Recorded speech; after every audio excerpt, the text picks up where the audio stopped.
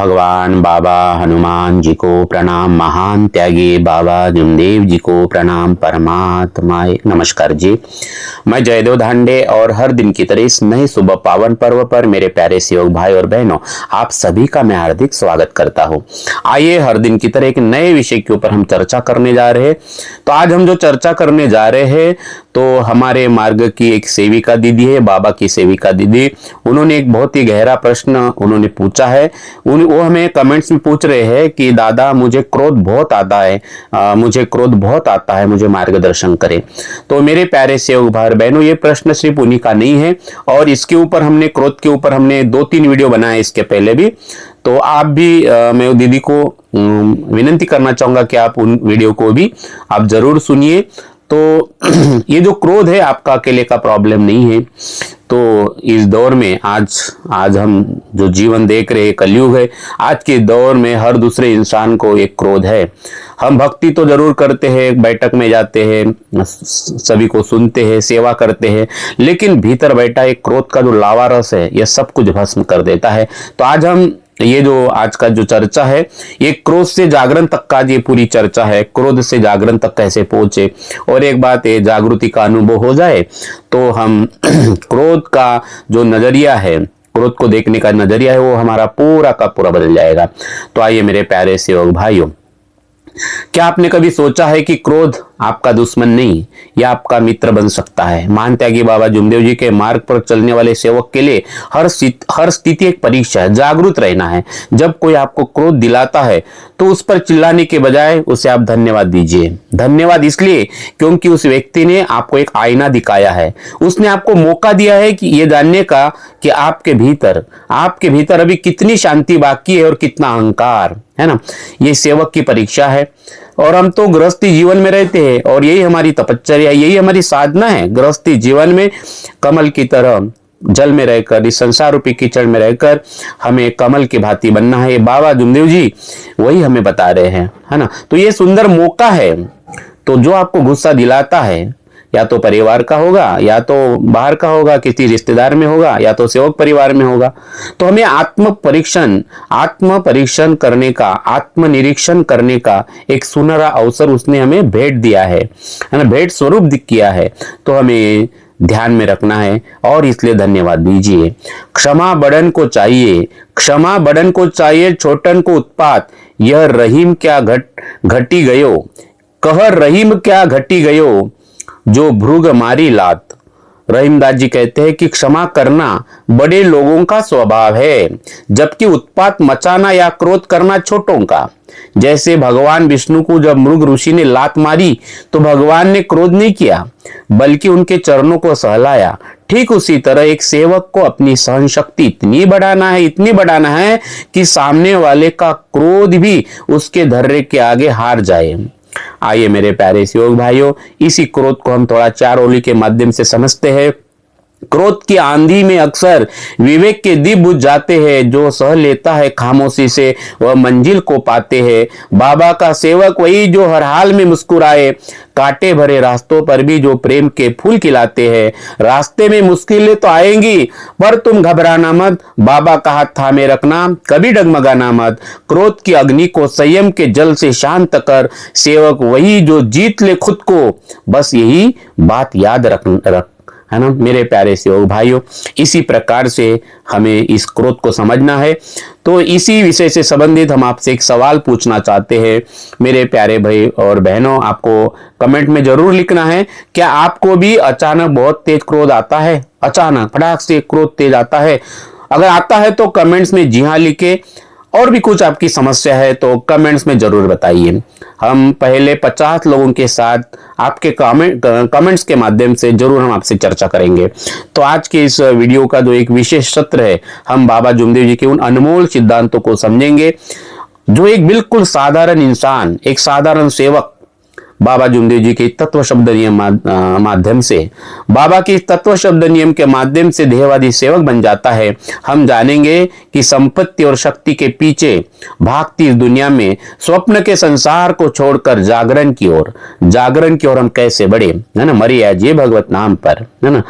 तो अंत तक बने रहिएगा, क्योंकि आज आपकी जिंदगी बदलने वाली है। एक नया ये एक नया अवसर है अपने आप के प्रति चिंतन करने का। मेरे प्यारे सेवक भाई और बहनों, अक्सर हम उस व्यक्ति को अपना दुश्मन मानते हैं जो हमें गुस्सा दिलाता है। कई बार हम कहते हैं कि इसके कारण मुझे गुस्सा आता है ना। कई बार कहते हैं बच्चों के कारण गुस्सा आता है, पति के कारण गुस्सा है, ये सेवक के कारण गुस्सा आता है। लेकिन बाबा जुमदेव जी के मार्ग पर चलने वाला सेवक एक अलग दृष्टि रखता है। विचार कीजिए, अगर कोई आपके घर के कूड़ेदान को हिला दे तो बदबू बाहर आएगी, है ना। लेकिन बदबू इसलिए नहीं आई कि उसने हिलाया, बदबू इसलिए आई क्योंकि कूड़ा भीतर पहले से ही मौजूद था। तो क्रोध पैदा करने वाला व्यक्ति तो सिर्फ एक निमित्त मात्र है। वह आपको यह बता रहा है कि आपके भीतर अभी भी अहंकार और अपेक्षा का कूड़ा जमा हुआ है ना।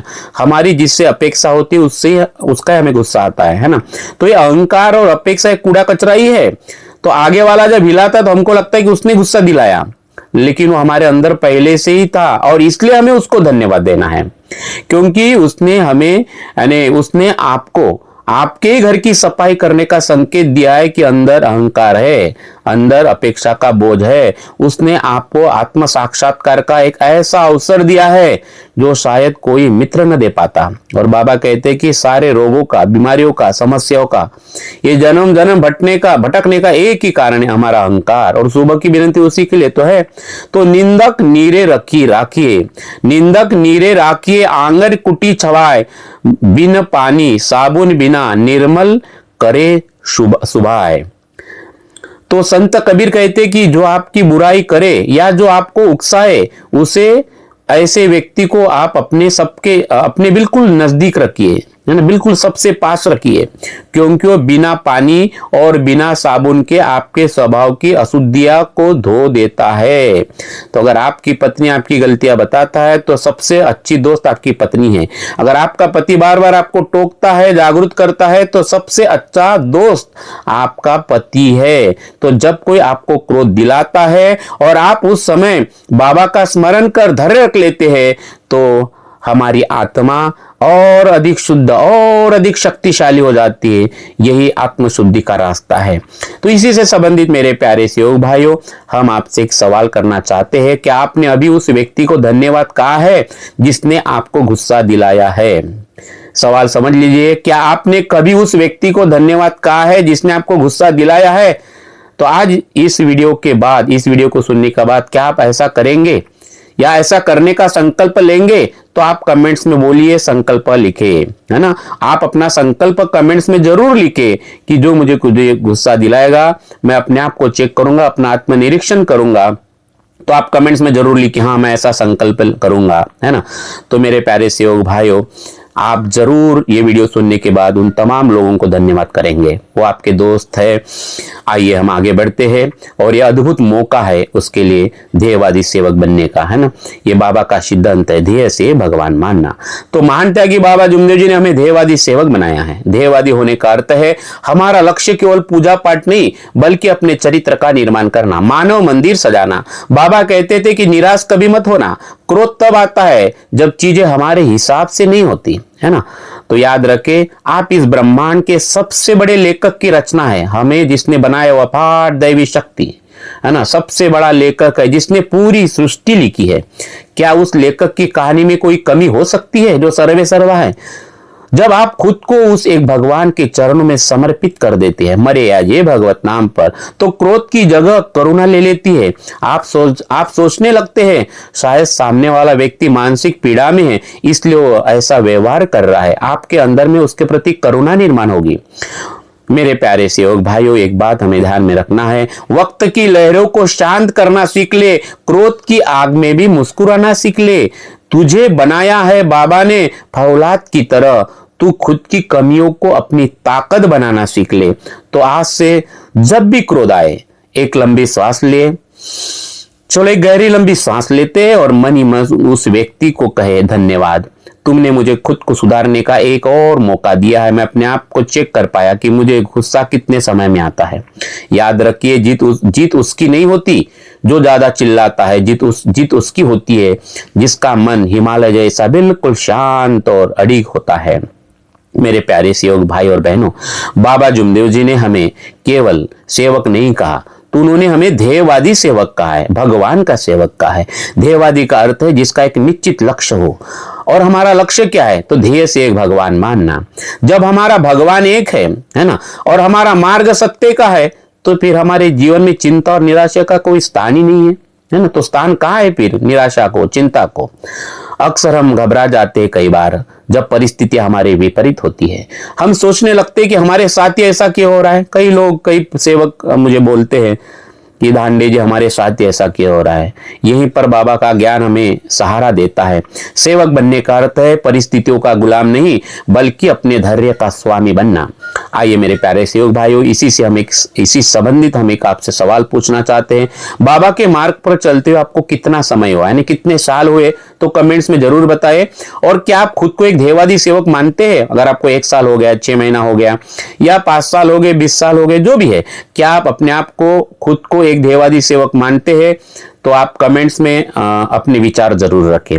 मेरे प्यारे सेवक भाइयों, एक बहुत ही सुंदर बात बाबा ने हमें बताया है, बहुत ही सुंदर बात, कि निराश मत होना, क्योंकि जिसने तुम्हारा जीवन लिखा है वह ब्रह्मांड का सबसे बड़ा लेखक है। विचार कीजिए मेरे प्यारे सेवक भाइयों, जब एक मामूली लेखक कहानी लिखता है तो वह अपने नायक को मुश्किल में डालता है। आपने कई पिक्चर देखा होगा, है ना। तो जब वो पिक्चर का डायरेक्टर जब वो कहानी लिखता है, उस पिक्चर की कहानी लिखता है, तो वो कहानी की शुरुआत मुश्किल में डालता ताकि अंत में उसकी जीत महान हो। तो फिर वह परमात्मा जिसने करोड़ों सूर्य और चंद्रमाओं को बनाया, क्या उसने आपकी कहानी में कोई गलती की होगी? आपकी आज की तकलीफ कल की सफलता की भूमिका है। वो लेखक, वो परमात्मा, वो बाबा हनुमान जी, वो भगवान बाबा हनुमान जी कभी गलत नहीं हो सकता। अगर आज आपके जीवन में संघर्ष है तो समझ लीजिए कि वह आपको एक महान इतिहास बनाने के लिए तैयार कर रहा है। जाकी रही भावना जैसी, प्रभु मूरत देखी तिन तैसी, होइए वही जो राम रचि राका, तो करी तर्क बढ़ावे साका। इस दोहे का सार ये है कि जो भगवान ने रच दिया वही होकर रहेगा, उसी के मर्जी से चलेगा। भगवान मर्जी चलेगी, सेवक की मर्जी नहीं चलेगी। तर्क वितर्क करने से या चिंता करने से कुछ भी नहीं बदलने वाला। बाबा के मार्ग पर चलने वाले सेवक को बस इतना कर्म करना है ना, सिर्फ अपना कर्म करते रहना है, और परिणाम उस महान लेखक, उस अपार दैवी शक्ति के ऊपर छोड़ देना है। जब आप समर्पण कर लेते हैं तो आपका बोझ खुद उठा लेता है। मेरे प्यारे सेवक भाई और बहनों, तेरी किस्मत का लिखा तुझसे कोई छीन न पाएगा। हे सेवक, तेरी किस्मत का लिखा तुझसे कोई छीन न पाएगा। तू भरोसा रख बाबा पर, तेरा वक्त भी आएगा। नाकामियां तुझे तोड़ दे, इतनी उनमें शक्ति नहीं। सेवक है तू बाबा का, सेवक है तू भगवान का, जिसकी मर्जी बिना पत्ता भी हिल न पाएगा।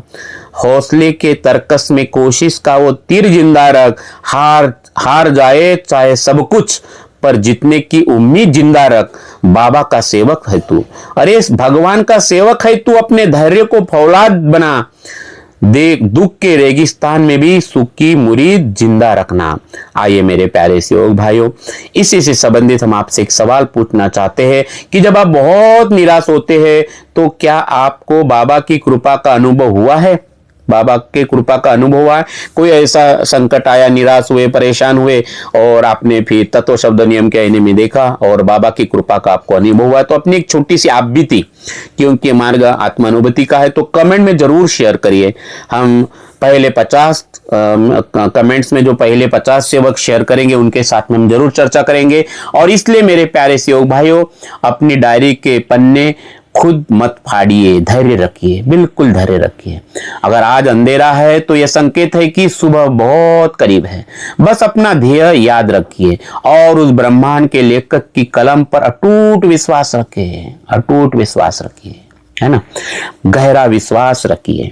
मेरे प्यारे सेवक भाई और बहनों, बाबा जुमदेव जी ने हमें सिखाया कि संसार में रहते हुए कर्म तो करना है, पर मोह में नहीं पड़ना है। आज का इंसान दिन रात धन इकट्ठा करने की दौड़ में लगा हुआ है। वह सोचता है थोड़ा और मिल जाए तो और मिल जाए तो और थोड़ा मिल जाए, और थोड़ा मिल जाए, थोड़ा मिल जाए तो फिर और आराम करूंगा ना, थोड़ा मिल जाएंगे तो मैं आराम करूंगा, ये करूंगा तो मैं बैठक में जाऊंगा, उसके बाद जाऊंगा, है ना। लेकिन सच तो है कि धन कभी किसी के पास इतना नहीं हुआ कि उसे लगे कि अब पर्याप्त है, अभी पूरा हो गया, ऐसा कभी नहीं लगेगा। भगवान इतना दीजिए जामे कुटुंब समाए, मैं भी भूखा न रहूं साधु न भूखा जाए, है ना। तो बस धन हमें इतना चाहिए कि हमारा कुटुंब का पालन पोषण हो, मैं भी भूखा नहीं रहूं, मेरा परिवार न रहे, और कोई मेहमान घर में आए तो उसको भी शांति से आपके साथ खाने का मौका मिले, है ना।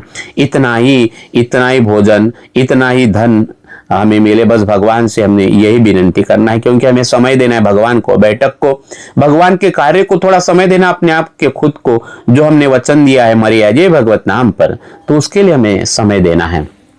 तो संपत्ति और शक्ति केवल बाहर की चीजें हैं, मौत के दरवाजे पर ये दोनों चीजें साथ छोड़ देती है। कितना भी धन कमा लो, सिकंदर ने पूरी दुनिया जीत ली, है ना, पूरी दुनिया जीत ली, लेकिन हार कर मर गया। तो ये एक इंसान की तिजोरी भरते भरते, एक इंसान तिजोरी भरते भरते खुद खाली होकर संसार से विदा हो जाता है।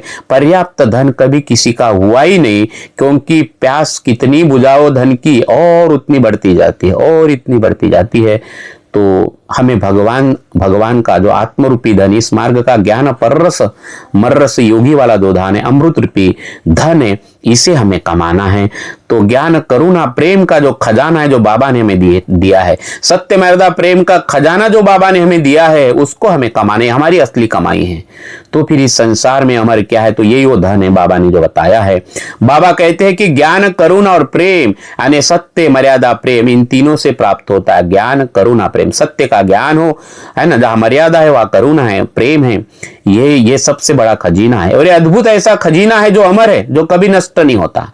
अगर आपने किसी के आंसू पोंछे, किसी के जीवन में प्रकाश लाया है, तो वो पुण्य आपकी मृत्यु के बाद भी आपके साथ जाता है। ऐसा ये अद्भुत खजाना बाबा ने हमें दिया है। तो इतिहास गवाह है, दुनिया ने उन्हें याद नहीं रखा जिनके पास सबसे ज्यादा स्वर्ण मुद्राएं हैं। आज किसी राजा महाराज की पूजा नहीं होती, सिकंदर की पूजा नहीं होती, बल्कि उन्हें संसार याद रखता है, जिन्होंने मानवता के लिए, मानव मंदिर सजाने के लिए अपना जीवन समर्पित कर दिया। अच्छे बने रहना ही, इंसान बने रहना ही सबसे बड़ी शक्ति है।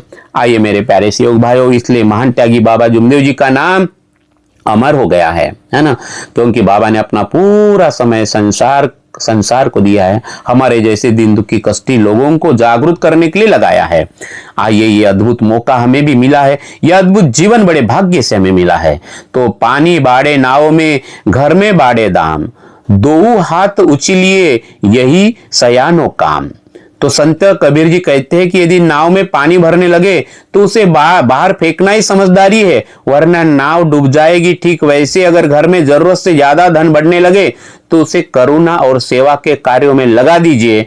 धन को पकड़ने वाला डूब जाता है और उसे बांटने वाला तर जाता है। मेरे प्यारे सेवक भाई और बहनों, दौलत की दीवारों ने कितनों के घर उजाड़े हैं, अहंकार की आग में अपनों के दिल पछाड़े हैं। इतिहास गवाह है, तलवे चाटने वाले गुमनाम हुए, वही अमर हुए जिन्होंने बुराई के पर्दे फाड़े हैं।